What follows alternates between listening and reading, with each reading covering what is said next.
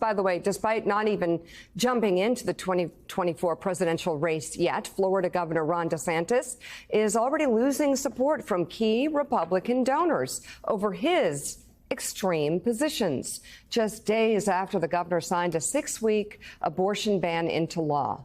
A key backer tells the Financial Times, quote, because of his stance on abortion and book banning, myself and a bunch of friends are holding our powder dry. The businessman, who donated nearly $8 million to Republicans last year, previously said he was, quote, looking forward to supporting a DeSantis presidential run. Joe, this, I think, is one sign of perhaps some Republicans seeing where America is. Well, and again, Mike Allen, we had two completely different political worlds. We had the world pre-Dobbs, the world that we all lived in for 49 years under Roe v. Wade, and then the post-Roe world, where I must say, even I was surprised by the extent of the backlash. Kansas, I think it was a 19-point victory for pro-choice forces in Kansas. That was predicted to be a 50-50 vote. Of course, Wisconsin last week, 11 points.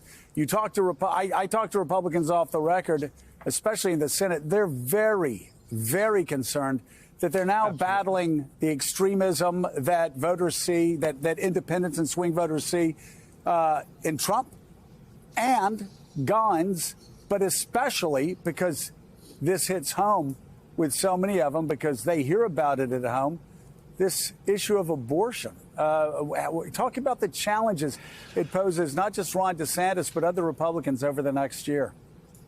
Yeah, Joe, you stacked that exactly right. Republicans are so concerned about how this is going to play.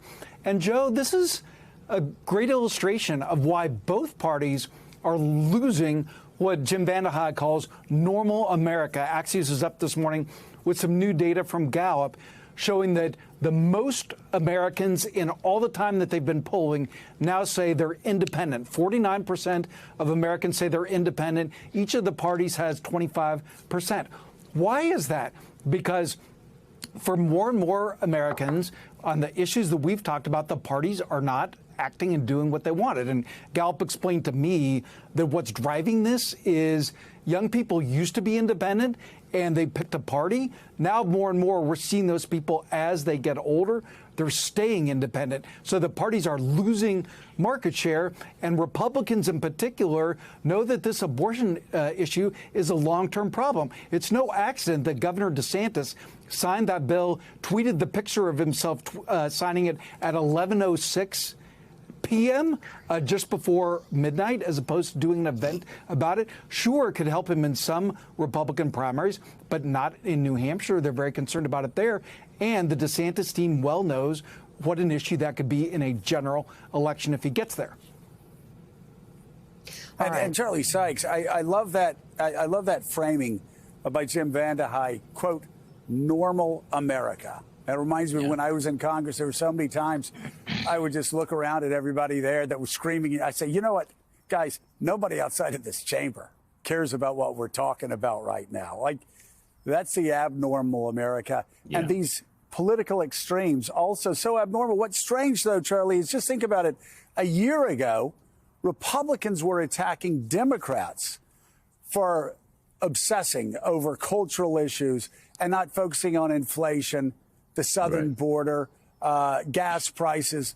Now, here we are a year later, and it's the Republicans obsessing on extreme gun issues, on abortion, on these social issues, which used to help them overwhelmingly with their base and even with some independent voters.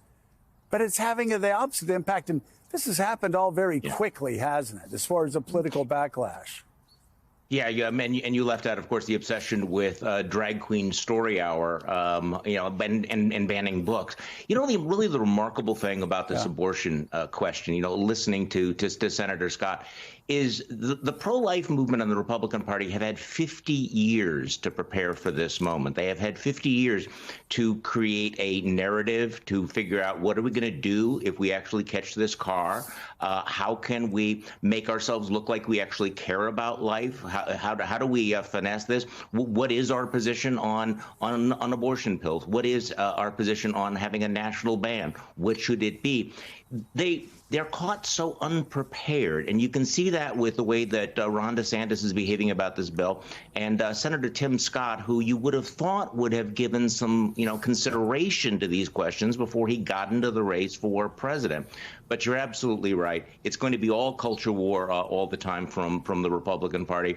And in terms of the normies, we've talked about this before. I am constantly being assured, as you are, Joe, that the normies constitute the majority of the Republican Party. People in the legislature and Congress will say, well, most of us are normies. The problem is the normies, continue to empower the crazies. They continue to look the other way and let the most extreme voices in the party set the agenda. So the Republican Party is never going to look normie until the normals actually assert themselves. And on this issue, so far, we haven't seen that. And you see that by just the confusion and the inability to articulate what they stand for. And you can look in the polls, it's really costing them. And what a great point that Republicans have had 49 years to prepare for this post-Roe world that they were hoping to get to. And they didn't do anything to prepare for it, are completely flat-footed and losing independents, of course, losing women, losing educated voters, losing all of the swing voters they need to win in 2024. You could say the same thing about health care. They wanted to get rid of Obamacare and replace it with something else. Well, my God, that was in 2009. They've done absolutely nothing. Here we are in 2023. They have no solution. Just say no.